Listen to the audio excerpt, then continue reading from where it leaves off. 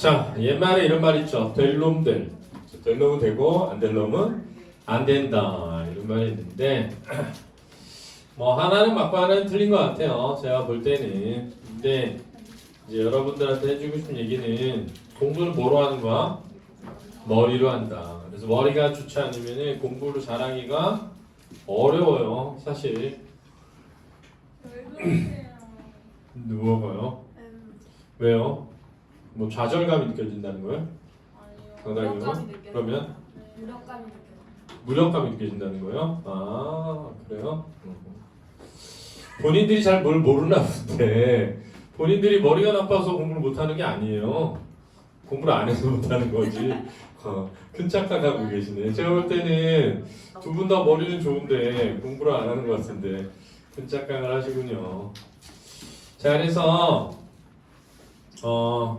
근데 인생이 공부가 모든 게 전부일 거라고 생각할 수 있는데 그렇게 되질 않습니다. 인생은. 그러니까 뭐 무력감이 느껴져라는 말을 하는 거는 공부가 인생이 전부라는 건데 그러면은 인생이 전부인 것처럼 살아야죠. 그렇지 않나요? 자기 인생이 전부가 공부야. 근데 전부가 공부인 것처럼 살진 않아. 그럼 이상한 거잖아요. 그러니까 이율배반적으로 행동하지 마시고 제가 미리 말씀드리는데 저는 오히려 반대로 공부가 인생의 전부는 아니지만 내가 학생인 만큼 공부에 최선을 다해야 된다라고 생각을 합니다. 그래서 학생이 아니면 또 모르겠어요. 자기 인생에 더 중요한 걸 추구하면서 사시는데 학생이라면 공부가 제일 중요하다라고 생각하고 사시기를 바라고 결과가 잘 나오든 안 나오든 내가 아까 얘기했지만 자기 머리에 따라가지고 공부를 해도 그만큼 성적이 안 나올 수 있어요. 그러니까 결과가 잘 나오든 나오지 않든 최선을 다해서 열심히 해라. 내가 머리가 좋은지 안 좋은지를 몰라야지. 보통 수학을 보면 알아요.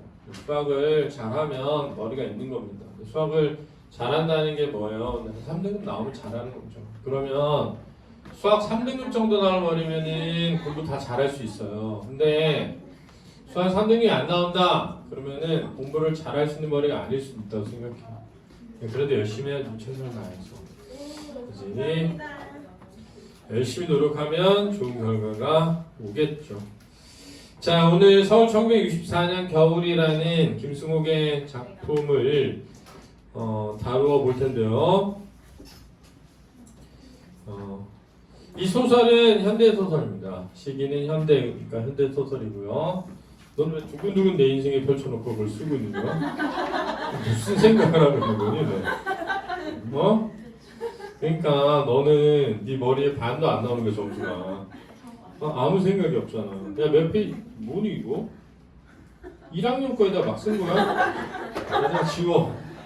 야, 너 1학년 거에 막 쓰면 1학년에는 지금 교재를 못 받는 거잖아, 너 때문에. 지금 교재가 이상하게 누가 필기한 것 같아, 이럴 거 아니야. 야!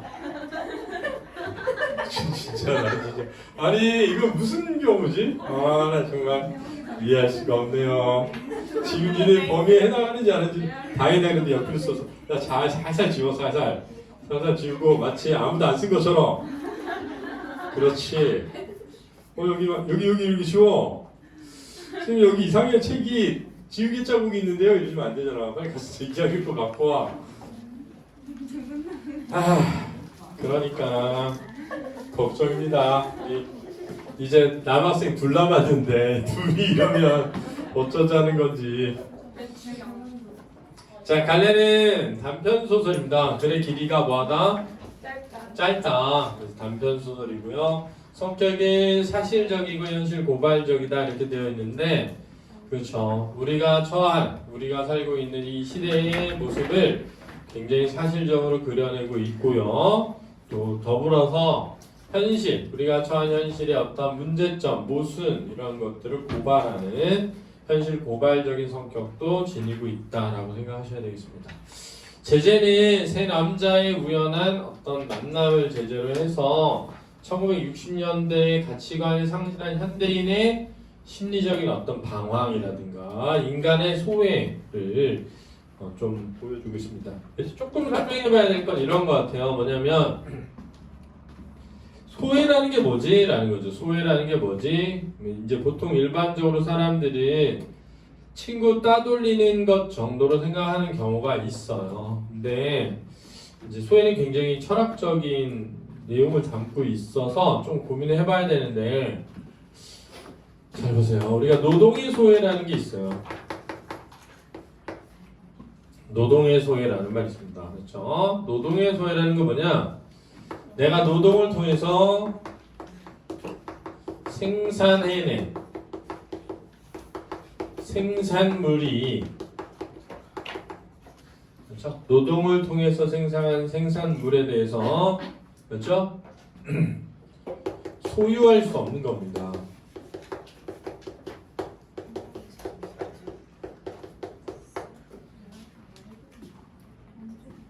이거를 노동의 소외라고 하는 겁니다. 그렇죠? 내가 직접 만든 물건인데 그 내게 아닌 거야. 그렇죠? 왜? 내가 노동을 임금으로 바꿨거든. 내가 임금을 받기로 하고 내 노동이라고 하는 나만의 어떤 고유한 가치를 판 거예요. 자, 이게 되게 어떻게 생각할지 모르는데 잘 봐.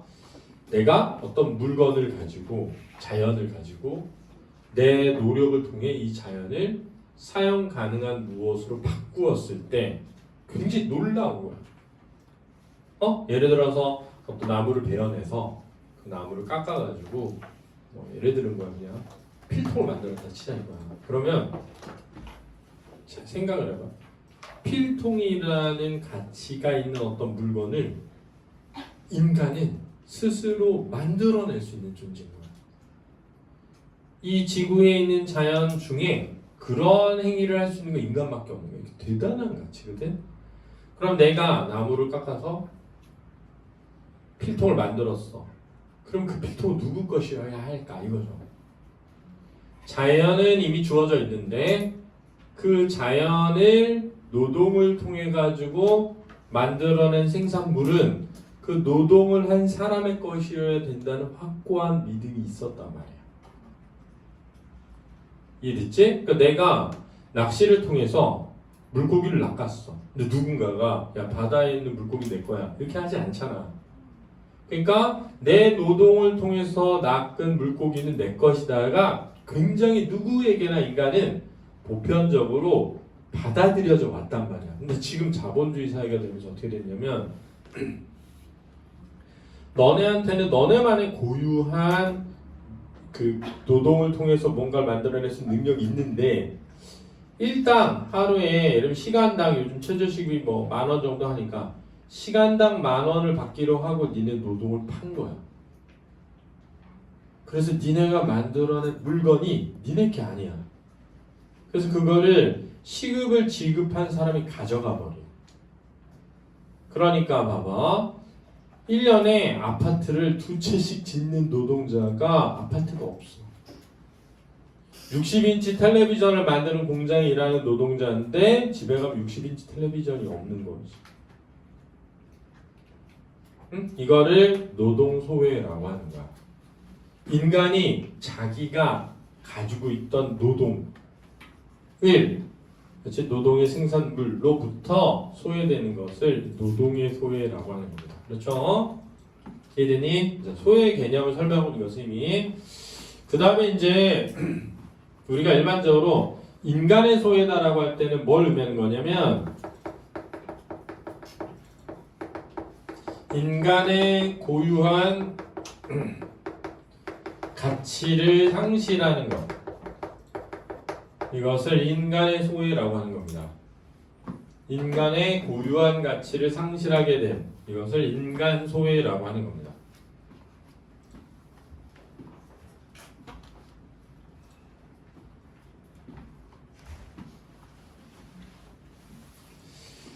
중요하죠. 그러니까 예를 들면 성적이 낮다고 해서 인간 취급하지 않는다. 그건 진짜 말도 안 되는 거죠. 교수님이 머리가 나쁘면 공부를 잘하기 어렵다라고 하면 되게 기분 나빠하는 사람들이 많은데 진짜 기분 나쁜 건 성적이 낮다고 해서 인간 취급하지 않는 게 기분 나쁜 거예요. 사실에 기분 나빠하지 말고 그렇지? 어떤 위배되는 어떤 가치에 기분이 나빠야죠. 그러니까 그런 경우가 있습니다. 혼동하는 경우가 그렇죠. 그래서 인간의 가치는 사실 무엇으로 치환될 수가 없어요. 어떤 숫자로 바꿀 수가 없다는 겁니다. 그러니까 예를 들어서 여러분들의 성적이 여러분들일 수는 없잖아요. 예를 들어 내가 4등급이라고 해서 4등급의 성적이라고 해서 내가 4등급인 건 아니죠.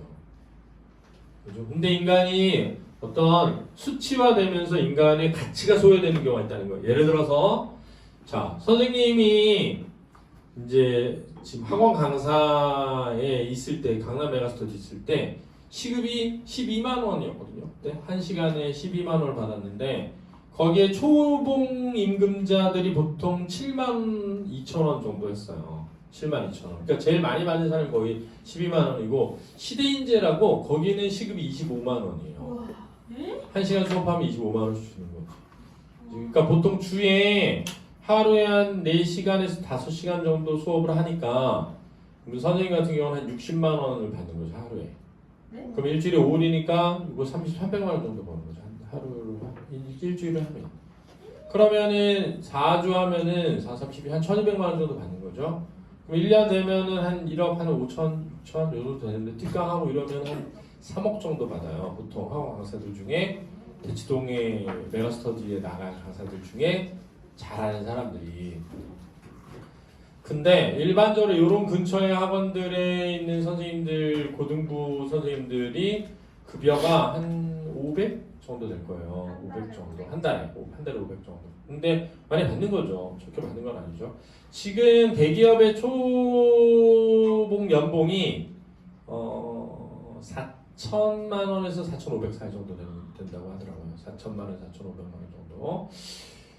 근데 이제 학원 강사들이 이제 많이 벌진, 그러니까 옛날에 비해서는 많이 오르진 않았어요. 그래가지고 보통 한 250 정도 중학생들 가르치는 선생님들이 보통 그러면은 연봉이 한 3천 정도 되는 거죠. 3천 정도. 근데 이제 경력이 좀 쌓이고 그러면은 한 2년, 3년만 지나도 한 400, 500은 버니까 그러면 한 6천 정도 되니까 대기업 초봉보다는 낫죠. 근데 이제 그러면 이제 사람을 그러면 너는 시급 얼마짜리냐, 너는 시급 얼마짜리냐 그럴 수는 없는 거잖아요. 그렇죠? 그러니까 뭐 여러분들이 그런 생각을 해야 될 것 같아요. 내가 점수가 아니고 어떤 직업이 급여 자체가 아니고 또 사람이 연봉이 아니고 이런 거죠. 그러니까 이걸 소외라고 하는 겁니다. 왜냐하면 봐봐. 나라는 인간이 수치화됨으로 인해서 내 가치가 상실됨을 맛보게 되는 거죠. 그걸 인간의 소외라고 하는 거예요. 그럼 여기에 나오는 이 한 남자는 자기 아내의 시신을 병원에 모여서 팔아요. 그러면 아내의 시신이 하나의 뭐로 치환돼 버린 거야? 값으로 치환된 것이죠. 그것에 대한 뭘 느껴? 죄책감을 느끼죠. 그 죄책감 끝에 결국 뭘 선택하는 거야? 자살을 선택하게 되는 겁니다. 그런데 그죠? 그런데 그날 같이 있었던 남자들이 그 남자의 시체를 두고 방을 뭐 해나가는 거야? 빠져 나간단 말입니다. 빠져나간단 말입니다. 여기에서 또 뭘 느끼는 거야? 인간의 가치에 대한 소외가 드러나는 거죠. 인간의 소외가. 그래서 굉장히 다양한 주제를 드러내고 있는 깊이 있는 그런 작품이다라고 생각하시면 될 것 같습니다. 그렇죠? 1960년대 전형성을 지닌 전형성이 뭐죠? 전형적이 뭐죠? 어떤 집단의 특징을 대변하는 모범이 되는 틀을 전형적이라고 해요. 1960년대 사람들의 어떤 대표적인 인물, 이걸 전형성을 지닌이라고 합니다. 당면 문제를 직시하고 있다. 제대로 바라보다. 이게 직시입니다.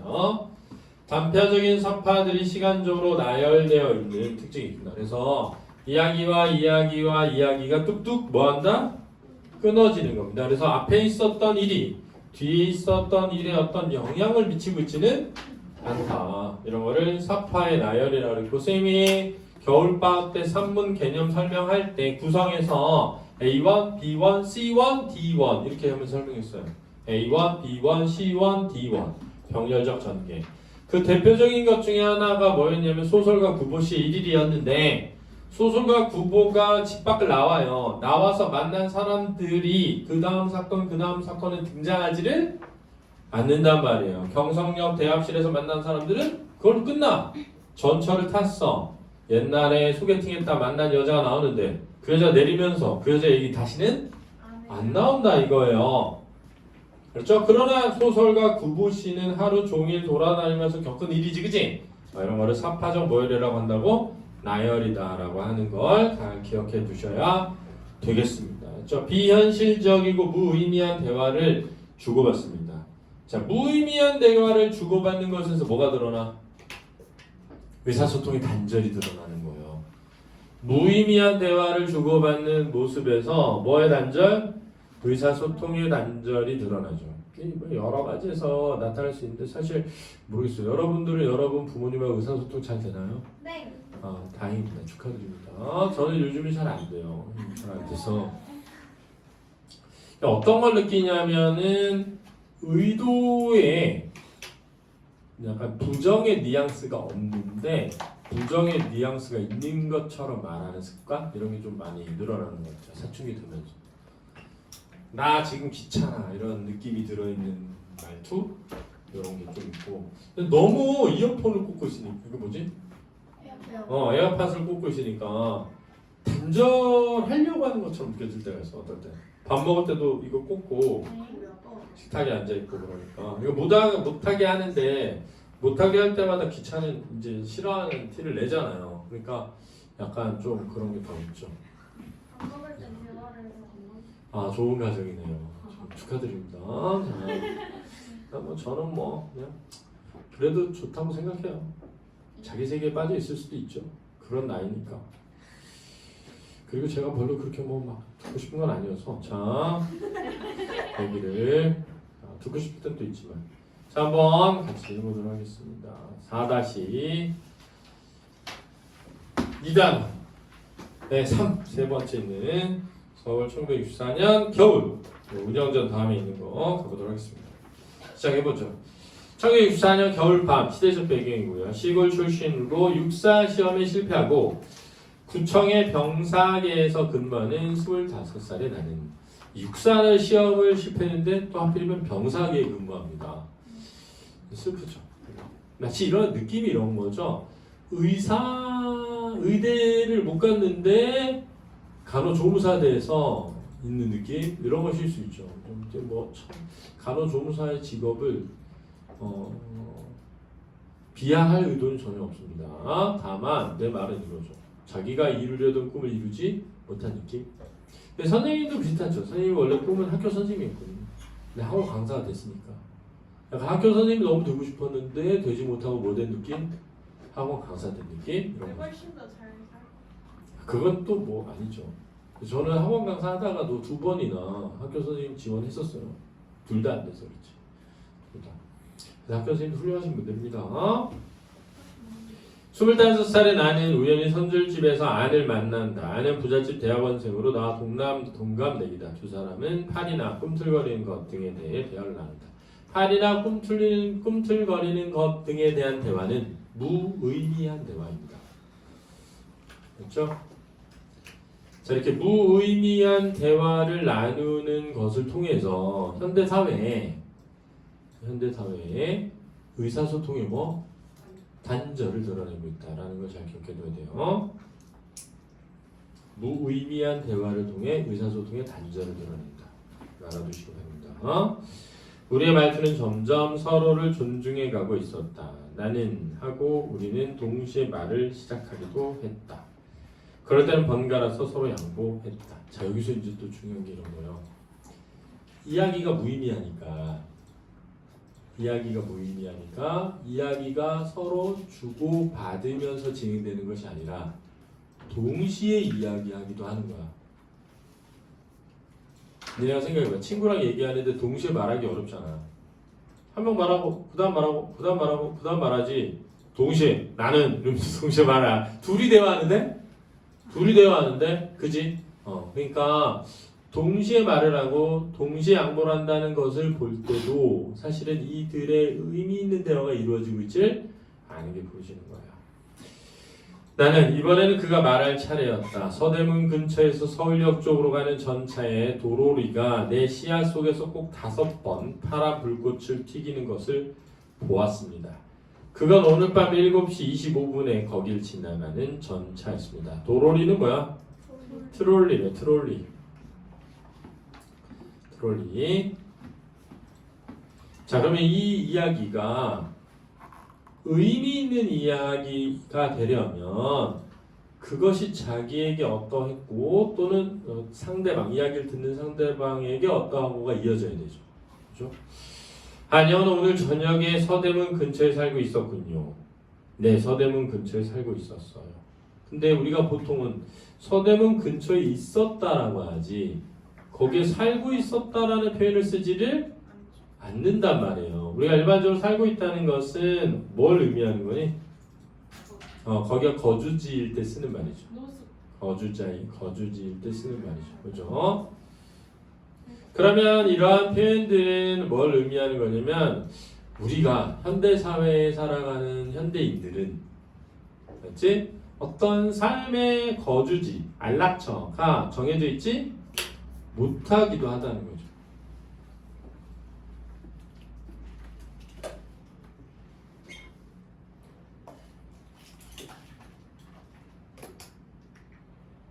예를 들면 이런 거예요. 자, 선생님의 어머니 세대 때만 해도 어머니들 이름을 부를 때 앞에 봐봐.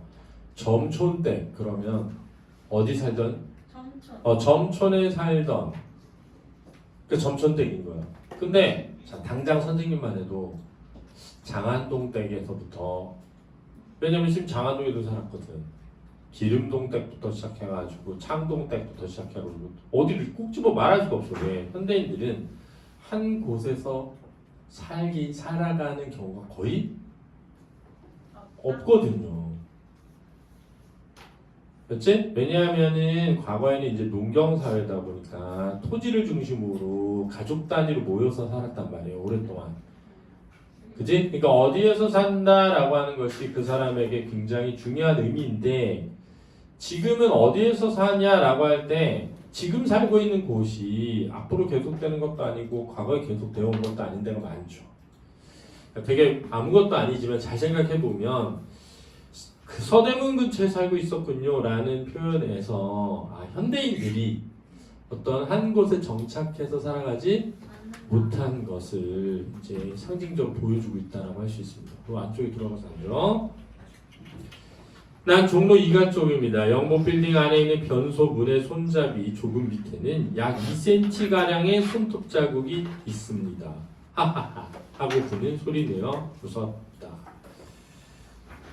자, 이런 데서도 대화에 의미가 있어 없어?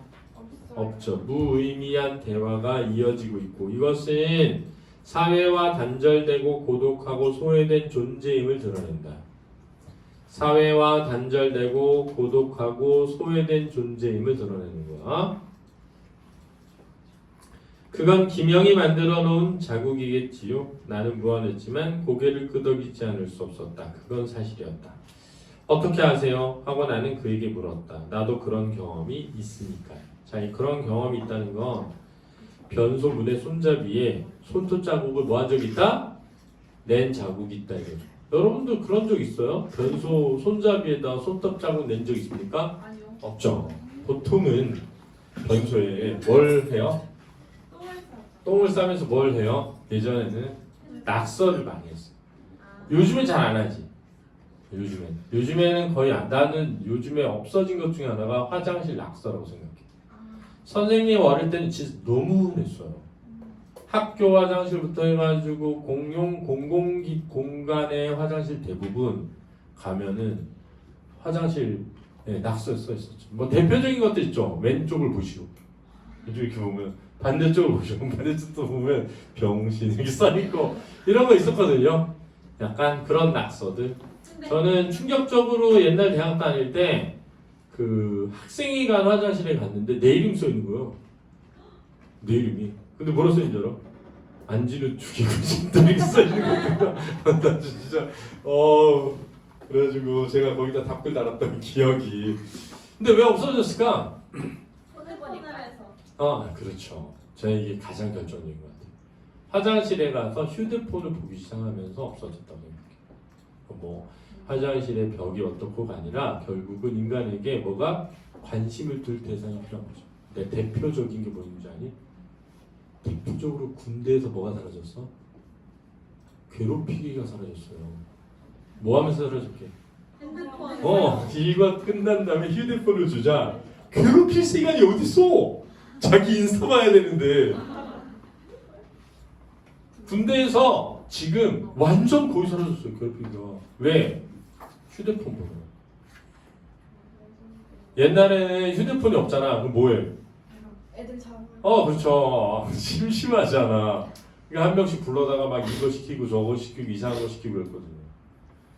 그래서 화장실 변소의 낙서를 어떻게 없애지? 휴대폰이 그걸 없앨 줄이야. 그지? 군대 내 폭력을 어떻게 없애지? 휴대폰이 없애는 거예요. 휴대폰. 진짜 의외의 곳에도 의외의 답이 나온다라는 생각을 하네요. 근데 낙서를 하려면 이제 펜을 가져가요 화장실에. 그게 항상 그쵸? 그럼 매일 화장실에 펜을 가져가요? 보통 우리 때는 이렇게 있었어요. 여러분 잘 모르겠지만 우리 때는 펜 같은 거를 주머니에 꽂고 다니던 시절이에요. 펜을 주머니에 꽂고 다니던, 수첩도 늘 가지고 다니고 막 그러던 시절이 있었어요. 요즘 휴대폰이 있으니까 휴대폰에 다 저장하잖아요. 근데 우리 때는 저장할 곳이 없기 때문에 물리매체에다가 저장하기 위해서 펜을 들고 다니는 경우가 많았어요. 그래서 그런 경우가 많은 겁니다. 그렇죠? 손톱 자국.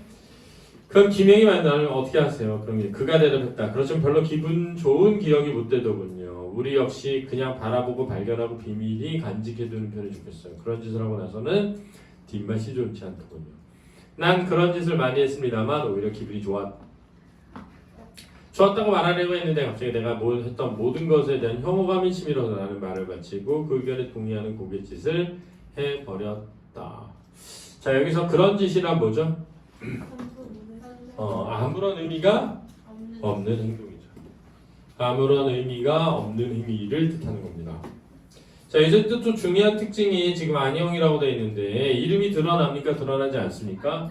드러나지 않고 있죠. 이런 걸 뭐라고 하죠? 익명성이라고 그러죠. 익명성.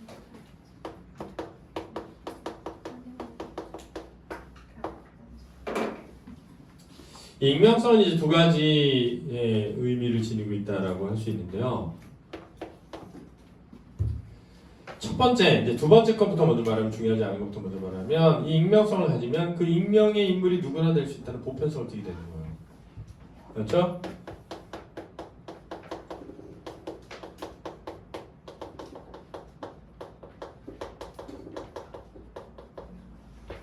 자, 두 번째는 뭐니? 어떤 한 개인이 중요한 의미가 되지 않는 거죠. 어떤 개인이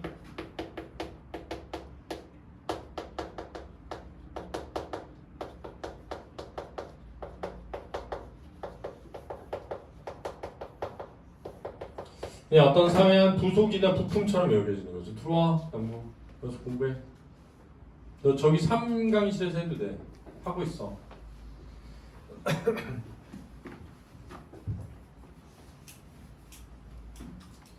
선생님도 예를 들면 사실 여러분들 이름을 굉장히 늦게 외우는 편이거든요. 근데 이제 부를 때 뭐 야 거기 뒤에 뭐 이렇게 부르는 거 하고 지민이 이렇게 부르는 거 하고 같아요 달라요? 다르죠. 진짜 다르죠. 그러니까 내가 그 학원에서 의미 있는 존재가 되어가는 거죠. 사실은 뭐 지우야 이렇게 부르는 거랑 뒤에 앉으네 이렇게 부르는 거랑 다르죠. 그러니까 의미 있는 존재가 되는 것, 이름을 부르는 것, 그게 꽃차에 나오잖아요. 꽃차. 내가 너의 이름을 불러주었을 때 의미 있는 존재가 되는 거죠. 이제 인간과 인간의 관계. 그러니까 여기서 나올 수 있죠. 서울 1924년 겨울에 나오는 이러한 익명성과 꽃이 엮여서 충분히 나올 수 있는 겁니다. 그렇지? 그래서 여기서 뭐 이렇게 나오는데 이름이 없잖아요. 그러니까 이름이 없는 것은 현대 사회에서 우리가 소외되어 있다는 거죠. 가치가 소외되어 있는 거죠. 그래서 미래의 암울함을 나타내는 걸 뭐라지? 무슨 토피아라 그러지? 디스토피아. 그 디스토피아 사회에서도 보면은 최근에 나온 디스토피아 사회에 택배 기사라고 있어요. 그 택배 기사에 보면 뭐라 그래? 5-8이라 그러죠. 5-8. 야, 5-8 이렇게. 욕하는 거예요. 아니 5-8 택배 기사인데 다 숫자로 부여돼 있어요. 6-3 뭐 이렇게 구역으로 돼 있거든요. 근데 거기에 보면은 남자 주인공이 택배 기사가 되겠다고 해가지고 지원을 해요. 김우빈 말고. 근데 그 지원을 하는데 얘가 난민촌 사람이어가지고 이름이 없어. 그리고 난민 56 이렇게 돼요. 난민 56 이렇게. 그 배트라는 장면에 보면은 난민 56 뭐 이렇게 나온다고. 그러니까 이름이 없죠. 가치를 상실당하는 거죠. 소외되는 거죠. 잘 기억해 두세요. 중요한 겁니다. 그러자 그때 나는 이상스럽다는 생각이 들었다. 내가 약 30분 전에 들은 말이 틀림없다면 지금 내 옆에 안경을 번쩍이고 앉아있는 친구는 틀림없이 부잣집 아들이고 높은 공부를 한 청년이다. 그런데 왜 그가 이래야만 되는가? 안영이 부잣집 아들이라는 것은 사실이겠죠. 그러고 대학원생이라는 것도 내가 물었다. 자, 이 물음의 의도는 뭐죠? 떠보는 거죠. 물음의 의도는 뭘까요? 할 말이 없어. 할 말이 없어서 이건 이런 겁니다. 자기와 같은 처지의 사람들은 그렇죠? 자기와 같은 무의미한 행동을 하면서 살 건데 우리도 일반적으로 다른 사람 다르게 살 거라고 믿잖아요. 그렇죠? 자, 공부를 잘해서 대학원을 가서 부잣집 아들이야. 그러면 뭔가 유의미하게 이 시대를 뭐 할 것 같아? 살아갈 거라고 느껴지는데 그런 존재조차도 나와 뭐 하니까 비슷한 행동을 했다는 거잖아. 그지? 나와 비슷한 행동을 했다는 거니까 그렇게 무의미한 삶을 살아가고 있는 건 나뿐이 아닌 거지. 근데 의심스러운 거지. 혹시 저 부잣집 아들 아닌 거 아니야? 이런 거지. 부잣집 아들이라면 저럴 리가 없어. 이런 거죠. 내가 물었다. 부동산만 해도 대략 3천만 원쯤 되면 부자 아닐까요? 물론 내 아버지의 재산이지만 말합니다. 그리고 야, 1964년에 3천만 원이면은 진짜 부자인 거예요. 알았죠? 그리고 대학원생이라는 건 여기 학생증이 있으니까 그러면서 그는 호주머니를 뒤적거려서 지갑을 꺼냈다. 이런 현상이 언제 어디 일어났냐면 여러분 잘 모르겠지만 일베라고 썼어요. 일간 베스트. 일간 베스트. 일베라고 있었는데 워낙 그 내용이 좀 쓰레기 같은 게 많다 보니까 한때 일베를 이용하는 사람들은 다 할아버지나 정말 막 사회에서 천대받는 직업에 이런 사람일 거라는 막 그런 얘기가 있었을 때 이 일베에서 뭘 했어? 자기 인증샷을 올리는 게 유행이었어요. 그럴 때 막 올라온 게 뭐냐면 의사 자격증, 막 서울대 학생증, 막 이런 거를 자기 일백이라는 표현을 나타낸 손가락 기호와 함께 올리는 거예요. 근데 거기서 더 나가서 나중엔 자기 여자친구 막 하반신 찍어가지고 인증하고 나 이런 여자 만난다. 이렇게 예쁜 여자. 오바다. 진짜 싫어. 근데 사실은 그 학생증 올리는 것부터 웃기지 않나요? 제가 생각할 때는. 근데 이게 봐봐. 1964년 겨울이라는 소설에도 벌써 그러니까 자기를 맞지? 수치화하는 거죠. 학교화하고. 그렇지? 그러니까는 그걸로 대신하는 거죠. 나를 내세울 게 없을 때 일반적으로 야 생각해봐. 내가 니네하고 얘기하는데 예를 들면 너네가 사회생활하면서 니네 소개는 안녕하세요 저 안진우입니다 이런데 안녕하세요 저 서울대학교 나온 안진우입니다 이렇게 해봐. 되게 좋아 보여? 뭐 예를 들면 안녕하세요 저 동북초등학교 나온 안진우입니다 이러면은 좋은 초등학교 나오셨는데 이러면서 좋아할 것 같아. 근데 그런 사람들이 있어. 자기의 직업이나 자기의 출신이나 자기의 신분이나 이것만 내세울 수 있는 거야. 자기는 내세울 게 없어. 그걸 대신하는 거야.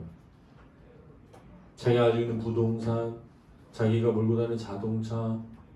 그러니까 우리 규원 갈 때도 그랬지만 거기에 남자 백마금편 그러잖아. 흰말의 금채찍. 그 뭐야?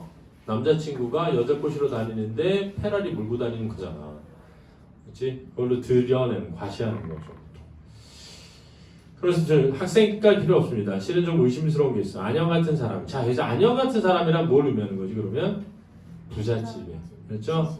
지식인인데 달나라는 추운 밤에 싸구려 선실집에 앉아서 나 같은 친구나 간직할 만한 일에 대해 얘기하고 있다는 거. 나 같은 친구나 간직할 만한 일. 굉장히 무의미한 일들. 이상스럽다는 생각이 방금 들었습니다. 그는 좀 열띤 음성으로 말했다. 그렇지만 먼저 물어보고 싶은 게 있는데요. 김형이 추운 밤에 밤거리를 쏟아지는 이유는 무엇입니까? 그랬으니까 내가 성이 뭐야? 김씨죠. 자, 왜? 졸려? 정신 바짝 차려라. 이제 지금 거기 안 하는 것 같은데 너무 그 페이지 아닌 것 같은데 다음 페이지인데 아직도 거기를 보고 있는 거야? 습관은 아닙니다. 나 같은 가난뱅이는 호주머니에 돈이 좀 생겨야 밤거리에 나올 수 있으니까. 자, 그래서 밤거리 이렇게 나오는 것이 자주 되지는 않는다라는 거죠. 나 같은 사람에게는 이렇게 선술집에서 술 마시는 것도 뭐다? 사치다 이런 거죠. 그래서 밤거리에 나오는 이유는 무엇입니까? 하숙방에 들어앉아 벽이나 쳐다보고 있는 것보단 나으니까요. 자, 여기서 이제 김이라고 불리는 나의 처지가 드러나죠. 맞죠? 밤거리에 나오면 뭔가 좀 풍부해지는 느낌이 들지 않습니까? 뭐가요? 그 뭔가가 그러니까 생이라고 해도 좋겠지요. 삶이. 난 김영이 왜 그런 질문하는지 그 이유를 조금은 알 것 같습니다. 내 대답은 이렇습니다. 밤이 됩니다. 난 집에서 거리로 나옵니다. 난 모든 것에서 해방된 것을 느낍니다. 자, 이게 바로 안이 밤에 밖에 나오는 이유죠. 안이라는 사람이 밤에 밖에서 나오는 이유가 되겠습니다. 밖에 나오는 이유. 아니 실제로는 그렇지 않을지 모르지만 그렇게 느낀다는 말입니다. 김영은 그렇게 안 느낍니까? 자, 우리가 베니스 가는데 베니스에서 여행 갔을 때 두 가지가 유명해요. 하나는 뭐니? 곤도라. 곤도라 뭐야? 작은 배 타고 거기서 돌아다니는 건데 그 배 모는 아저씨들이 그렇게 노래를 해요. 근데 다 가수야? 거의 성악가야. 막 노래 불러주고 막 지나다니는 사람끼리 인사하고. 두 번째가 뭐냐? 상점마다 가면을 팔아요. 가면을 파는데 굉장히 유명합니다. 베니스가. 뭘로? 그날만큼은 가난한 사람이건 부자건 다 가면을 쓰고. 그렇지? 뭐라는 거야? 잠자리를 가지는 거예요. 사실은. 그래서 너네 저기 베니스의 가장 유명한 그 가요단이 성악가들 한 애들이 뭔지 아니? 고아들이 모여서 부르는 성악단이 굉장히 유명했어요. 왜? 고아원에 애들이 그렇게 많은 거야. 그래서 왜? 누구인지를 모르는 애들을 낳아가지고 버리는데 그 고아원의 크기랑 규모랑 교육 지원 제도가 굉장히 잘 돼 있어. 왜? 부자들이 엄청 후원을 해요. 왜? 거기에 누구가 있을 수 있어. 자기 아이가 있을 수 있어. 아이러니하게도. 그게 굉장히 유명합니다. 여러분 잘 몰라서 그렇겠지만 베르디나 이런 오페라 가곡하는 사람들이 보통 그런 단체의 음악 선생님이 그랬어요.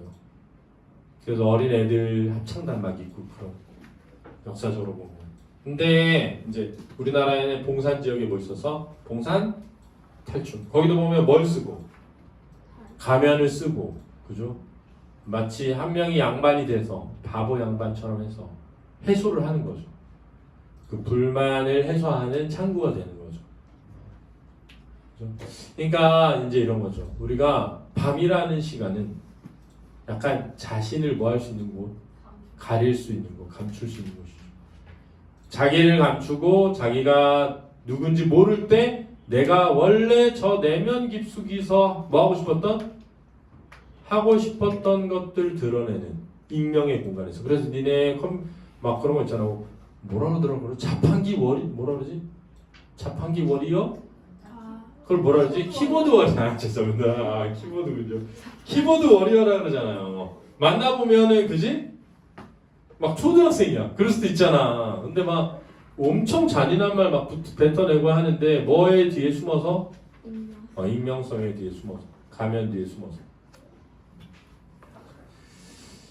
자, 그래서 나는 해방된 것을 느낀답니다. 아니 실제로는 그렇지 않을지도 모르지만 안녕 느끼니까 글쎄요. 나는 사물의 틈에 끼어서가 아니라 사물을 멀리 두고 바라보게 됩니다. 안 그렇습니까? 글쎄요 좀. 자, 사물의 틈에 끼어서 라는 건 어떻게 보면 현실 속에 끼어서 이런 뜻이에요. 현실의 상황 속에 끼어서. 현실의 상황에 치여서. 너 교재 받았니? 유진아? 개성고 2학년 교재 있어 저 뒤에. 빨리 가져가. 내신 대비 교재. 빨간 보라색 책 찾아봐. 2학년 거 찾아야 돼. 1학년 거 찾으면 안 되고.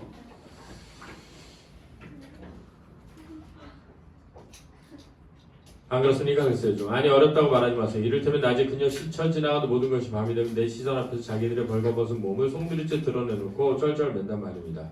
그런데 그게 의미 없는 일일까요? 그런 사물을 바라보며 즐거워한다는 이 말입니다. 의미요? 그게 무슨 의미가 있습니까? 나는 무슨 의미가 있기 때문에 종로 2가 있는 빌딩의 벽돌수를 헤아리는 일을 하는 건 아닙니다. 그냥 그렇죠. 무의미한 겁니다. 아니 사실은 의미가 있는지도 모르지만 난 아직 그걸 모릅니다. 의미를. 김영도 아직 모르는 모양인데 우리 한번 그거나 찾아볼까요? 일부러 만들어 붙이지는 말고요. 자, 일부러 만들어 붙이지는 말고요. 일부러 의미를 만들지는 말고요. 이런 뜻이죠. 일부러 의미를 만들지는 말고요. 일부러 만들지는 말고 의미가 있는지 한번 얘기해 볼까? 이렇게.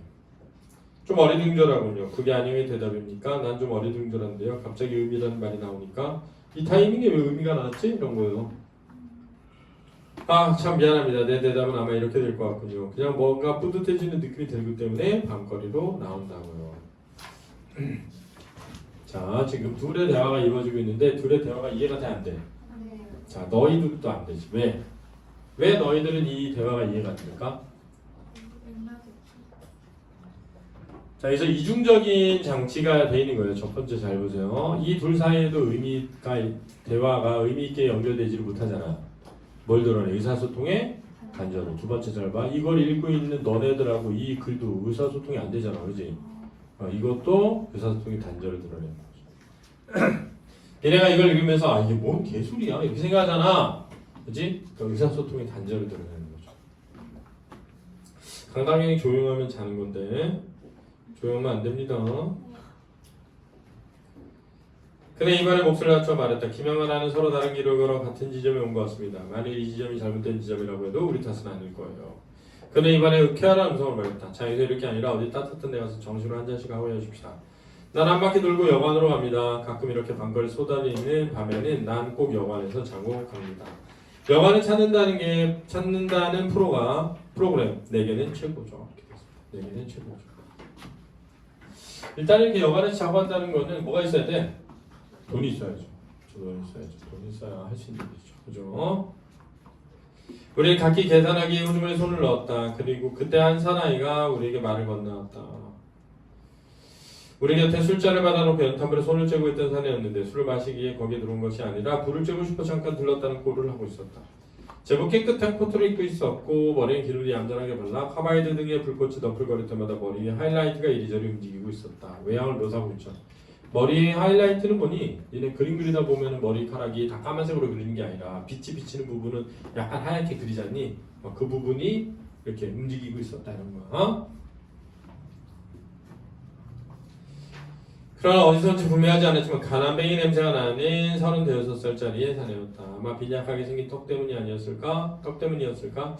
아니면 유난히 새빨간 눈시울 때문이었을까? 지금 이 사내는 아내의 시체를 보고 팔고 난 슬픔을 되새기고 있어서 그렇게 보였겠죠. 아무튼 사내가 나나 안중에 어느 누구에게나 할 거 없이 우리 쪽을 향해 말을 걸었다. 미안하지만 제가 함께 와도 괜찮을까요? 제게 돈 얼마 있습니다. 이라고 그 사내는 힘없는 음성으로 말했다. 그 힘없는 음성을 봐서는 꼭 끼워달라는 건 아니라는 것 같았지만 한편으로는 우리와 함께 가고 싶은 생각이 간절하다는 것 같기도 했다. 나와는 잠깐 얼굴을 마주보고 나서 아저씨 술값만 있다면 자 이런 데에서도 약간 인간과 인간의 관계가 사실은 뭘로? 돈으로 그죠? 만들어지고 맺어지고 결정되고 하는 거죠. 이라고 내가 말했다. 함께 가시죠 라고 안도 말을 이었다. 고맙습니다 하고 사내는 여전히 힘없는 음성으로 말하고 우리를 따라왔다. 아는 일이 좀 이상하게 되었다는 얼굴을 하고 있었고 나 역시 유쾌한 예감이 들지는 않았다. 그래서 사내의 결합에 약간 뭐하고 있다? 부담스러움을 느끼는 거였지. 낯선 사내가 함께한 것에 대한 부담스러움을 느끼고 있는 거야. 출자석에서 알게 된 사람끼리 의외로 재밌게 놀게 되는 것을 몇 번의 경우로 알고 있었지만 대개의 경우 이렇게 힘없는 목소리를 끼어든 양반은 없었다. 이게 이제 부담스러운 이유의 일이야. 사내가 들어와서 즐거운, 그러니까 사람들이 끼어서 즐거운 적도 있는데 이런 경우는 별로였다 이거죠. 즐거움이 넘치고 넘친다는 얼굴로 요란스럽게 끼어들어야만 일이 되는 것이었다. 우리는 갑자기 목적지를 잊은 사람들처럼 사방을 두리번거리며 느릿느릿 걸어갔다. 전봇대에 붙은 약 광고판 속에서 예쁜 여자가 춥지만 할 수 있어? 하는 듯한 쓸쓸한 미소를 띠고 자 춥지만 어쩔 수 없다는 거야. 그렇지? 우리를 내려다보고 있었고 어떤 빌딩의 옥상에는 소주 광고의 네온 사인이 열심히 명멸하고 있었고 깜빡깜빡 소주 광고 곁에서 약 광고의 네온 사인이 하마터면 잊어버릴 뻔했다는 듯이 황급히 꺼졌다가 다시 켜져서 오랫동안 빛나고 있었고 이제 완전히 얼어붙은 길 위에는 거지가 돌덩이처럼 여기저기 엎드려져 있었고 그 돌덩이 앞을 지나가는 사람들은 한껏 웅크리고 빠르게 지나가고 있었다. 이 거리의 풍경 묘사고 그렇지? 뭔가 을씨년스럽고 황량하고 냉정한 사회 모습을 반영하고 있다. 을씨년스럽고 황량하고 냉정한 사회 모습을 반영하고 있다. 써놔. 종이 한 장의 바람에 휘날리어 거리 저쪽에서 이쪽으로 날아오고 있었다. 그 종이 조각은 내 발 밑에 떨어졌다. 난 그 종이 조각을 집어들었는데 그것은 미시 서비스 특별 영가라는 것을 강조한 비어홀의 광고지였다. 비어홀이 뭐니? 맥주집. 맥주집에 누가 서비스를 한다는 거야? 미녀가. 그렇죠? 미녀가 서빙을 보는 거예요. 가격 싸다. 지금 몇 시쯤 되었습니까? 하고 힘없는 아저씨가 아내에게 물었다. 9시 10분 전입니다. 그리고 잠시 후에 아니 저녁들 하셨습니까? 난 아직 저녁을 안 했는데 제가 살 테니까 가시겠어요? 힘없는 아저씨가 이번엔 나와 안을 번갈아 보며 말했다. 먹었습니다. 하고 나와 안은 동시에 대답했다. 혼자 사시죠? 자, 요런 데서 이제 그죠? 식사를 하면서 자기의 뭐를 사연을 하소연하려는 것을 뭐 하는 거야? 차단하고 있다라고 이해할 수 있습니다. 그렇죠? 자, 예를 들어볼게요. 야, 명동의 5번째 건물에 3번째 벽돌이 파란색이다 라고 얘기했어. 너네 부담돼? 아무 부담이 안 되잖아. 근데 예를 들어서 나 어제 엄마가 돌아가셨어 그랬어. 일단 없지. 왜 이런 얘기를 나한테 하지? 이럴 수 있잖아. 안 그래? 그럴 수 있잖아. 어제 한 그저께인가? 쌤이 술 먹으러 갔는데 우리 노선원이랑 둘이 술 먹으면서 되게 저 마음속에서 진짜 하기 어려운 얘기를 둘이 했거든요. 인생의 가장 힘들었던 어두운 면에 대해서 서로 얘기를 했단 말이에요. 근데 알고 지낸 지가 한참인데 어제 처음 들었어. 내 얘기도 처음 들을 거고 저 노선호 쌤 얘기도 내가 처음 들었고 그랬단 말이야. 그러면 이제 그게 뭘 의미해? 관계가 서로 깊어지는 걸 의미하는 거죠. 그지? 야 생각해봐. 나 얼마 전에 아내가 죽었는데 아내가 죽은 시체를 판 돈으로 이런 얘기 듣고 싶지 않죠. 그냥 술값이나 내고 그러다 말면 뭐 그럴 수 있는데 그죠? 그러니까 뭐 예전에 뭐 나이트클럽 같은 데 가면 그런 경우 있거든요. 아주 술 먹다가 부킹하잖아요. 부킹만 오빠 몇 살이야? 막 이러면은 술이나 쳐 드세요. 놀다가 뭘 나이를 물어. 뭐 나이 알아서 뭐 하게? 너 나랑 사귀려고? 뭐 이런 거죠. 그냥 술이나 먹어. 이렇게. 약간 무의미한 관계로 그냥 오늘 하루 신나게 뭐 하다가 놀다가 뭐 하자? 헤어지고 헤어진 다음에 그다음 뭐 하자? 모르자 이거죠. 막 물어볼 때 있잖아요. 없어요 여러분들? 우리 때 막 나이트 가면 물었거든요. 막. 오빠 이름이 뭐예요? 막 이러면 나 물어보면 아 오빠 장동건이야? 막 이렇게 얘기했거든. 진짜 재수없게 몇 살이에요? 막 그러면 그때 막 20대면 막 35 이렇게 막 말하고 되게 젊어 보인다 막 이러면은 깔깔깔 놓고 뭐 그런 거잖아. 전화번호 알려주면 가짜번호 알려주고 이런 거 있잖아요. 여기 보세요. 이름도 뭐로 적어? 가짜 이름 적잖아요. 여관에다 적을 때. 그지? 그러니까 그런 깊이 있는 의미 관계가 아닌 거지. 니네 왜 그 삼포 가는 길 보면 거기에 여자가 백화예요, 백화. 백화인데 그 백화를 막 업어줘, 영다리가. 발이 뼈가지고. 그래가지고 이제 데려다 준단 말이야. 그리고 이제 마지막에 고향 가는 기차 타고 백화가 가면서 뭐라 그래? 제 이름은 점순이에요. 김점순. 점순인가 점내인가 그래. 김점내인가 그래. 자기 본명을 왜 말해? 그만큼 그 인간과 인간의 관계가 뭐였었음? 깊어졌으면 그러는 거죠. 그러니까 지금 저녁들 하셨으니까 제가 살게요. 이렇게 힘없이 말하니까 저 됐어요. 잘 먹었어요. 먹었어요. 이렇게. 혼자 하시죠. 이렇게. 그만두겠습니다. 이번 아저씨가 말했다. 하세요. 따라가 드릴 테니까. 많이 말했다. 감사합니다. 그럼 우리는 근처 중국집 요리집으로 들어갔다. 방으로 들어가서 앉을 때 아저씨는 또 한 번 간곡하게 우리가 뭘 좀 들 것을 권했다. 우리는 또 한 번 사양했다. 호의를 뭐 하는 거야? 거절하는 거죠. 왜? 왜 거절하니? 니네 예를 들어 맛있는 거 사준다면 다 먹어? 그런 건 아니죠. 자, 어떤 사람이 사줄 때 먹어? 믿을 만하거나 친하거나 좋아하는 사람이 사주면 진짜 너무 맛있게 먹겠죠. 그죠? 근데 니네 예를 들어서 막 내가 배주영한테 주영 스님이 맛있는 거 사줄게. 그럼 주영이 분명히 그러더라고. 아니 저 괜찮아요. 그지? 그럴 거 아니야. 주영아 스님이 맛있는 거 사줄까? 됐는데 그래서 저 새끼가 나한테 또 무슨 쓸데없는 얘기를 하려고 밥을 사준다고 할까? 그럴 거 아니야. 그럴 거 아니에요. 그죠? 그럴 수 있죠. 그죠? 야, 우리 또 한 번 사양했다. 금동원했다. 아주 비싼 걸 시켜도 괜찮겠습니까? 라고 나는 그의 권유를 철회시키기 위해 말했다. 이게 중요하다. 비싼 걸 먹고 싶어서 한 말이? 아니야. 그렇지? 비싼 걸 먹고 싶어서 한 말이 아니다. 유연이 왜 뭘 찾아보고 있어? 뭐 검색하는 거야 설마? 지금 막 설마 택배기사 검색하면서 막 그런 거 아니지? 자, 네 사양하시고 그가 처음으로 힘 있는 목소리를 말했다. 돈을 써버리기로 결심했으니까요. 말씀드리고 싶은 게 있는데요. 마음씨 좋은 아저씨가 말하기 시작했다. 들어주셨으면 고맙겠습니다. 오늘 낮에 제 아내 죽었습니다.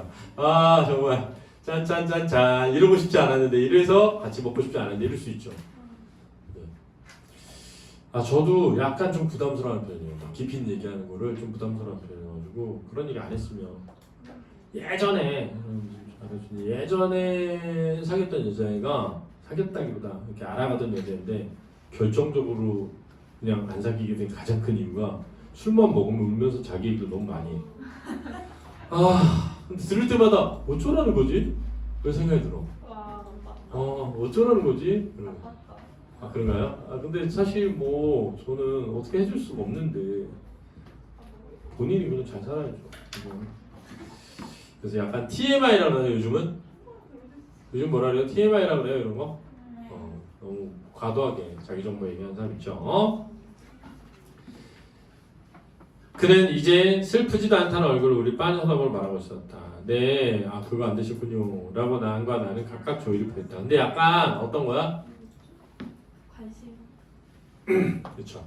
형식적인 인사죠. 형식적인. 아내 하나는 참 재밌게 살았습니다.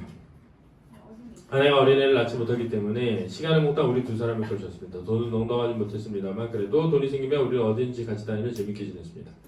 딸기철에는 수원에도 가고 포도철에는 안양에도 가고 여름에는 대천에도 가고 가을엔 경주도 가보고 각각 계절별 유명한 데를 밤에 함께 영화 구경, 쇼 구경 열심히 극장에 쫓아다니기도 했습니다. 자 보세요. 이 사내는 나나 안과 달리 어떤 삶을 살아왔던 거야? 유의미한 삶을 지내왔던 거죠. 봐봐. 딸기철에 수원에 왜 갔겠어? 한 딸기에 검은 점이 7개 박혀있는 걸 보았습니다. 이런 얘기하려는 건 아니잖아요. 그죠? 얘네 가는 얘기가 그런 얘기거든.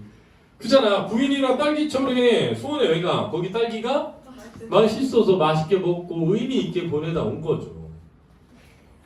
포도철엔 안양에 가고. 근데 얘네는 나는 어제 뭐 왕십리에 있었습니다.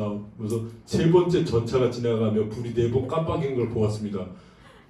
무슨 영보 빌딩의 3번째 화장실에 손톱 자국을 보았습니다. 이런 거랑 진짜 완전 다른 대화죠.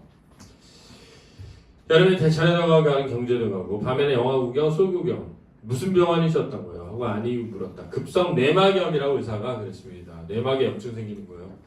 아내 옛날에 급성 맹장염 수술을 받은 적도 있고 급성 폐렴을 앓은 적도 있다고 했습니다. 뭐 또 이렇게 다 급성을 앓으셨어. 이제 좀 느린 것도 좀 하고 그러시지. 이제 이번에 급성에 결국 죽고 말았습니다. 사내는 고개를 떨구고 한참 동안 무언지 입을 우물거리고 있었다. 자, 근데 이런 것도 보면은 또 삶을 살아보면 힘든 일을 겪는 사람은 계속 뭐해? 겪는 것 같아요. 참 진짜 불공평하다고 느낄 때 있거든. 뭔가 되게 힘든 일을 겪다가 좀 잘 되는가 싶어. 근데 또 그럼 또 안 좋은 일이 생기고 또 안 좋은 일이 생기고 그래가지고 불공평하다 그런 생각이 들죠. 어떤 때 보면 아내는 재작년에 결혼했습니다. 이게 사내는 고개를 떨고 한참 동안인지 무언지 입을 우물거리고 있었다. 아니 손가락으로 내 무릎을 찌르며 우리는 꺼지는 게 어떻겠냐는 눈치를 보냈다. 그렇죠? 왜 꺼지는 게 어떻겠냐는 거야. 부담스러우니까. 그렇죠. 나 역시 동감이었지만 그때 사내가 다시 고개를 들고 말을 계속했기 때문에 우리는 눌러앉을 수밖에 없었다. 아내와는 아 진짜 이거 진짜 제가 그래서 얘기했잖아요. 제가 얘기했죠. 부산에 갔다가 얘기했지 니네들한테. 부산에 가가지고 선생님이랑 선생님 와이프랑 좀 다퉜어요. 안 좋은 일로. 근데 같이 와이프 친구랑 남편이랑 같이 갔거든. 근데 우리들이 좀 다투니까 어떻게 한 거야? 꺼졌어? 왜 쳐다봤어? 왜 쳐다본 거? 꺼졌어? 아니 전화 아 괜찮아. 그래 둘이 이렇게 좀 다투고 있었단 말이야. 그랬더니 꺼지는 게 좋겠습니다. 꺼지더라고 둘이 이렇게 눈짓을 하더니 가버리는 거예요. 가버리는데 뭘 안 하고 갔어? 계산을. 와 거기서 제가 빡쳐 쳤으니까. 왜냐면 1차 제가 냈거든요. 분명히 솔직해서 1차 제가 냈어요. 21만 6천 원 제가 냈습니다. 그럼 2차 와인 먹고 1차에서 2차 금수 목금주 가는데 뭐 한 7만 원 나왔어요. 그래도 그거는 내야 되는 거 아닙니까? 먼저 가면서 분위기도 안 좋은 부부를 놓고 가면서 뭐 어쩌라는 거야. 나가면서 계산까지 하라는 거야. 분위기도 안 좋은데 진짜 생각만 해도 열받네요. 생각해도 자 그랬다는 거예요. 지금 꺼지는 게 어떤가 하는데 이게 아내와 재정이 결혼했습니다. 우연히 알게 됐습니다. 친정이 대구 부르셨다는 얘기만 했지 한 번도 친정과는 내왕이 없었어요. 난 처갓집 어딘지 모릅니다. 그래서 할 수 없었어요. 뭘? 아내 시체를 할 수밖에 없었다. 그는 다시 고개를 떨고 입을 우물거렸다. 뭘 할 수 없었다는 말입니까? 내가 그렇다. 그는 내 말을 못 들은 것 같았다. 그러나 한참 후에 다시 고개를 들고 마치 애원하는 듯한 눈빛으로 말을 이었다. 아내의 시체를 병원에 팔았습니다. 할 수 없었습니다.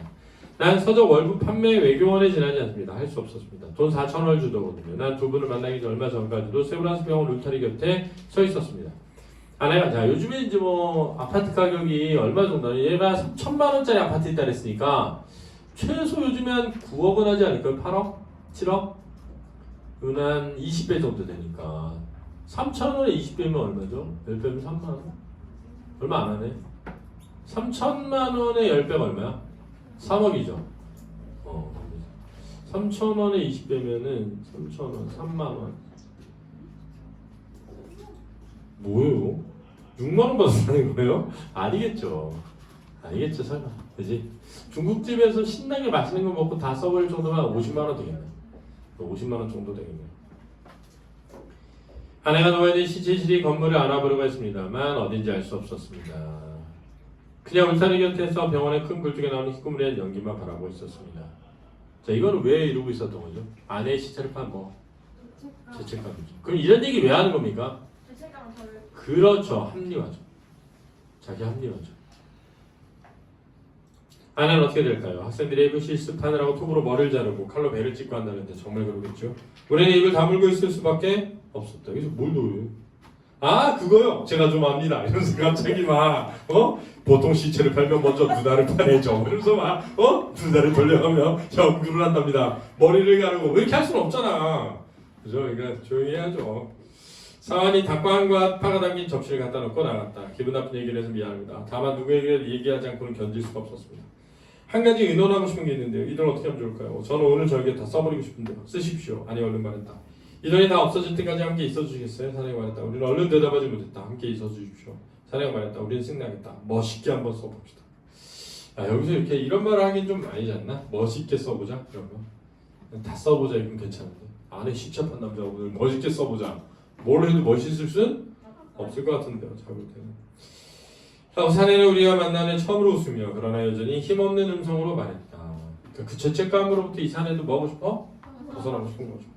중국집 거리 나왔을 때 우리 모두 취해 있었고 돈은 1,000원이 없어졌고 사내는 한쪽 눈으로 울고 다른 한쪽 눈으로 웃고 있었으며 나는 도망갈 궁리를 하기에도 지쳐버렸다고 내게 말하고 있었고 나는 악센트 찍는 문제를 모두 틀려버렸단 말이야. 악센트 말이야. 이게 무슨 말이야? 악센트 찍는 문제? 옛날에 선생님 고등학교 때만 해도 문제 이렇게 나와. 리퍼블릭이냐? 리퍼블릭이냐? 에피소드냐? 에피소드냐? 뭐 이런 거 있잖아. 이게 표시가 이렇게 있어. 그래서 다음 중 틀린 거 찾기. 근데 왜 그런 거 있잖아. 악센트에 따라서 단어 뜻 달라진 거 있지 않나? 뭐 동사일 때랑 명사일 때랑 악센트 다른 거? 이런 거 있잖아. 없어? 중국어요? 아니 근데 영어에도 있을걸? 영어도. 근데 어쨌든 악센트 문제가 따로 나왔습니다. 근데 이 사람은 지금 어디를 가고 싶었어? 육사, 육군사관학교. 육군사관학교 입학시험을 보러 왔는데 거기에 무슨 문제 다 틀려버린 거야? 악센트 문제. 그럼 이 사람은 지금 한참이 지난 다음에도 나는 서술자인 나는 한참이 지난 다음에도 뭐해? 그 일에 매달리는 거죠. 왜냐하면 자기 인생이 거기서부터 잘못되었다고 생각하는 거니까요. 그럴 수 있잖아요. 근데 참 불행하죠. 끝없이 비교하고 사니까. 끝없이. 선생님 옛날에 다닐 때 수학이 등급제일 때가 있었어. 영어처럼. 90점 넘으면 1등급이야. 그 80점 넘으면 2등급이고 수학이 절대 등급제일 때가 있었거든. 아! 그게 아니고 1등급은 그냥 점수가 다 같대. 그러니까 예를 들면 100점 1등급이든 84점 1등급이든 얘 1등급이야. 그러니까 그 83점 맞아서 2등급 된 애가 73점 2등급하고 같아져 버리는 거야. 그래서 그때 2등급을 맞으면 의대를 못 갔어. 사실은 2등급 맞아도 앞대가리 맞고 나머지 잘 보면 의대 갔는데 그때 있거든요. 그때 의대 못 간 애가 나중에 한 10몇 년 지나서 만났는데 그 얘기 하더라. 그래서 내가 너 아직도 그 얘기하고 있어? 그랬지. 아직도 그래서 법대가 못 가는 애가 서울대 못 가는 애가 그 얘기 하는 거야. 자기 인생 거기 묶여 있는 거지. 그렇지. 거리는 영화에서 먼 식민지의 거리처럼 춥고 한산했고 그러나 여전히 소주 광고는 부지런히 약 광고는 게으름을 피우며 반짝이고 있었고 전봇대 아가씨는 그저 그래요라고 웃고 있었다. 다 광고주들이에요. 이제 어디로 갈까 하고 아저씨가 말했다. 어디로 갈까 아니 말하고 어디로 갈까 나도 그들의 말을 흉내냈다. 아무 데도 갈 데가 없었다. 자, 뭘 상실한?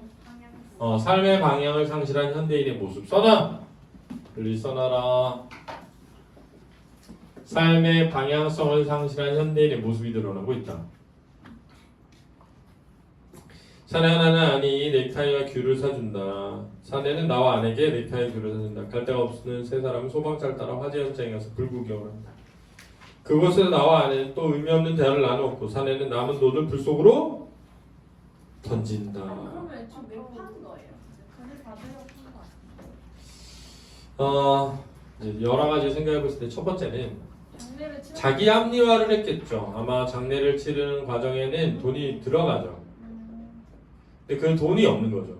돈이 꼭 받고 싶어서라기보다 써야 할 돈이 없어서일 수 있잖아요. 그런데 어쨌든 돈을 받았어. 근데 내가 정말 장례식을 치르고 토지를 사서 묻어주고 이럴 돈이 없어서 팔긴 했지만 그 돈을 차마 가지고 있는 게 너무나 미안하고 죄스러울 수 있죠. 생각이 계속 나니까. 그 돈을 볼 때마다 생각날 거 아니야. 그래서 그 돈을 그냥 다 뭐 해버리려고? 써버리려고 했는데 아예 불태워버리는 거죠. 죄책감이죠. 이게. 근데 응. 그 남자는 되게 풍족하게 살지 않았어요. 뭐 어떤 누가? 되게 막 호국철에는 막 양양 가고 딸기 사 먹고. 아 네. 풍족이 아니야 그냥 아내랑 행복하게 그쵸. 살고 소박한 행복 주고. 제가 말씀드린 데 딸기 9,000원이면 먹을 수 있으니까 그렇게 막 부자들만 먹는 과일 아닙니다. 딸기 좀 우리 또 마음의 상처가 될 수 있죠. 우리 사장님은 또 딸기 못 먹어본 지 한참이고 포도철에 포도 못 먹어본 지 한참이고 그럴 수 있는데 이 정도 먹었으면 되게 풍족하지 않나 이렇게 생각할 수 있죠. 자, 알겠습니다. 자, 풍족한 건 아니었어요. 사내에게 돈이 떨어져 나와 아는 사내와 헤어지려고 했지만 그는 혼자 있기 무섭다며 하룻밤을 같이 지내기를 한다. 왜 나와 사는 사내와 해주욕을 요구하는 거죠? 부담스러우니까. 아 그렇죠. 부담스러워서 뭘 할 때까지만 있어주기로 했어? 돈을 쓸 때까지만. 그지? 자 유리방 빨리 정신 차리시고 옆에 네 주위를 둘러봐. 네 주위에 너하고 같이 자고 있는 사람 있지 않나? 잘 살펴봐. 여간에 들어서자 우리는 모든 프로가 끝나버린 극장에서 나오는 때처럼 어찌할 바를 모르고 거북스럽기만 했다. 막막한 심정이죠. 여간에 비하면 거리가 우리에게 더 좁았던 셈이다. 왜? 거리에서는 셋이 함께 할 수 있었죠. 그죠? 근데 여간에서는 서로 다른 공간에 야 여관에 갔는데 왜 더 서먹할까? 야, 니네 생각해봐. 자 배주영 너 여관 갔어. 선생님이랑 오 마이 갓. 각 방을 따로 방을 잡을래? 한 방에 있을래? 왜 각방으로 선호하는 거야? 왜 각방을 선호하는 거야? 부담스러우니까? 자, 일단 여관에 들어가면 샤워를 하거든요. 그죠? 그리고 잠옷을 입잖아요. 근데 생각해봐. 내가 여관에 가서 씻고 자는 것을 보여주고 싶지 않을 수 있죠. 나의 어떤 왜 니네 수학여행 가면 친구랑 왜 친해지냐면 수학여행 가면 같은 방에서 자기 때문에. 그러지 않나요? 수학여행 가면 일단 같이 여행을 가잖아요. 그럼 같이 여행을 가서 내가 요즘에 좀 좋아하는 연예인이 있단 말이에요. 안유진이라고. 걔가 지구 오락실에서 지구 오락실에서 봤는데 너무 괜찮은 거예요. 그래서 제가 좀 연예인 덕질 원래 안 하는 편인데 몇 번 봤고 지금 이제 좀 식상하긴 해서 안 보고 있는데 근데 그 안유진 나오는 지구 오락실 보다 보니까 거기에 뭐라고 나왔냐면 넷이서 되게 친해졌다고 하면서 뭔 얘기 딱 했냐면 거기에 무슨 랩하는 여자인데 남자 목소리 내는 애가 있어요. 이영지? 근데 그 이영지가 아니고 미미랑 미미인가? 네 맞아요. 미미랑 그 개그맨이야 그 여자는 이은지랑 둘이 같이 샤워를 한다는 거야. 그러니까 서로 성격이 급한데 저희 샤워 같이 해요 라는 말을 할 때 둘이 정말 뭐하다? 친하구나라고 느낄 수 있잖아요. 그러니까 사실은 그렇게 친하지 않은 세 사람이 거리에서 같이 다니면서 밥 먹고 했는데 이제 여관 들어가야 돼. 여관 들어가야 되는데 한 방을 잡는다는 건 좀 뭐 할 수 있어? 더 부담스러울 수 있죠. 그럼 이제 각 방을 들어가면 서로 나뉘어지는 거니까 거리가 여관보다는 훨씬 뭐했다? 가까웠다 이렇게 얘기하는 거죠. 자, 여관에 비한다면 거리는 우리에게 좁았던 셈이다. 벽으로 나뉜 방들 그것이 우리가 들어가야 할 곳이었다. 모두 같은 방으로 들기를 하는 게 어떻겠어요? 내가 다시 말했다. 난 지금 아주 피곤합니다. 아니 말했다. 방은 각각 하나씩 차지하고 자기로 하죠. 혼자 있기가 싫습니다. 라고 아저씨가 중얼거렸다. 혼자 주무시기 편할 거예요. 아니 말했다. 자, 그래서 아는 개인주의적인 모습이죠. 우리는 복도에 헤어져 성환이 지적해준 대로 나란히 붙은 방 3개에 각각 한 사람씩 들어갔다. 자, 여기 나뉘어진 방이 뭘 상징한다고요? 나뉘어진 방이 뭘 상징한다고요? 현대인들의 단절과 고독을 상징하는 거죠. 써놓으세요. 자, 여기에 여관방 있잖아요. 나뉘어진 방들은 현대인들의 뭘 상징한다? 고독과 단절을 의미한다. 현대인들의 고독과 뭘 드러낸다? 단절을 의미한다. 파트너도 사다가 놉시다. 헤어지기 전에 내가 말했지만 난 아주 피곤합니다. 하시고 싶으면 두 분이나 하세요. 라고 하는 말하고 가서 자기의 방으로 들어가 버렸다. 나도 피곤해 죽겠습니다. 안녕히 주무세요. 라고 나는 아저씨에게 말하고 나서 내 방으로 들어갔다. 숙박기에는 거짓 이름과 거짓 주소와 거짓 나이와 거짓 직업을 쓰고 자, 현대인의 익명성이고 현대인의 익명성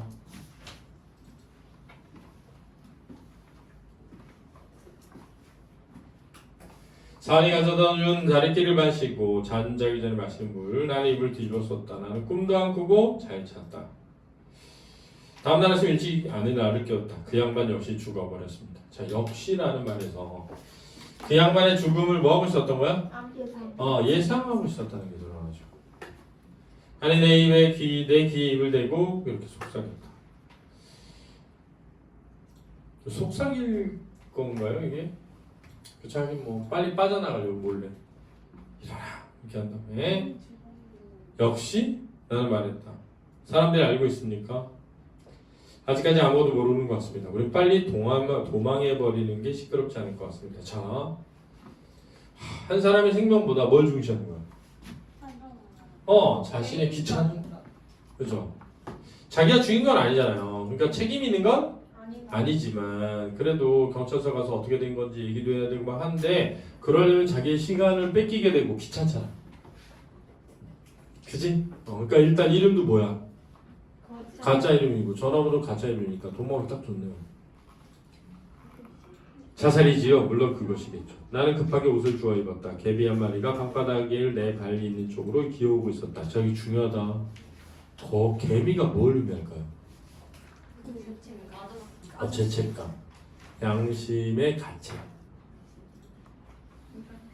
죄책감과 양심의 가책. 써놔. 그 개미가 내 발을 붙잡으려는 것 같은 느낌이 들어서 나는 얼른 자리를 옮겨 뒤졌다. 그 양심의 가책을 벗어 나고 싶은 거죠. 밖에 이른 아침에 쌀랑눈이 내리고 있었다. 자, 배경을 통해 가지고 암울한 분위기를 조성하고요. 쌀랑눈이 내리고 있으니까 따뜻해, 차가워? 차갑죠. 냉정하고. 차갑고 냉정한 현대인들의 비정한 마음을 들어야 한다. 우리는 할 수 있는 한 빠른 걸음으로 여관에서 떨어졌다. 나는 그 사람이 죽으리라는 걸 알고 있었습니다. 아니 말했다. 난 짐작도 못했습니다. 잘 잤으니까 라고 나는 사실대로 얘기했다. 난 짐작하고 있었습니다. 그는 코토의 깃을 세우며 말했다. 그렇지만 어떻게 합니까? 그렇죠, 할 수 없죠. 난 짐작도 못했는데. 자, 이것도 결국은 할 수 없었다라는 건 자신의 책임을 뭐하고 싶어서? 회피하고 싶어서 하는 얘기죠.